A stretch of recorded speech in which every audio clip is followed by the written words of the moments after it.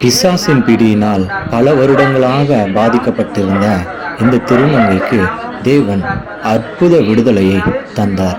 அதன் நிமித்தமாய் தேவனை இயேசுவை ஏற்றுக்கொண்டு தன்னை தேவனிடத்துல ஒப்பு கொடுத்து மனம் திரும்பின திருநங்கை இவர். நம்முடைய ஹம்பிள் பிகினிங் மினிஸ்ட்ரிஸ் ஊழியத்தின் மூலியமாக தமிழ்நாட்டில் அநேக பகுதிகளிலிருந்து திருநங்கைகள் வந்து தேவனிடத்துல இணைந்து கொண்டு ஆசீர்வாதத்தை பெற்றுக்கொள்றாங்க.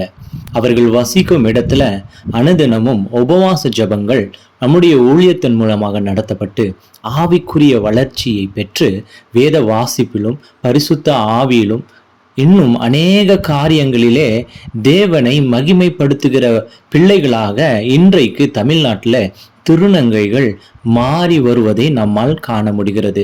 இதோ என் தேவ பிள்ளைகளே, சகோதர சகோதரிகளே, இவர்களுடைய ஆவிக்குரிய வளர்ச்சிக்காக நீங்கள் ஜெபித்து கொள்ளும்படிக்காக அன்போடு கேட்டுக்கொள்கிறேன்.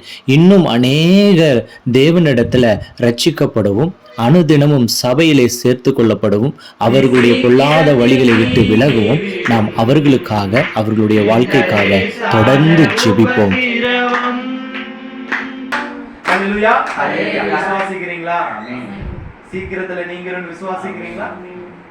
இந்த காணொளி உங்களுக்கு ஆசீர்வாதமா இருந்தால் ஒன் காட் தமிழ் சேனலை சப்ஸ்கிரைப் பண்ணுங்க. இந்த பதிவை உங்களுடைய நண்பர்களோடு குடும்பத்தினரோடு பகிர்ந்து கொள்ளுங்க. தேவனுடைய நாமம் மாத்திரமே மகிமைப்படுவதாக. Glory to God.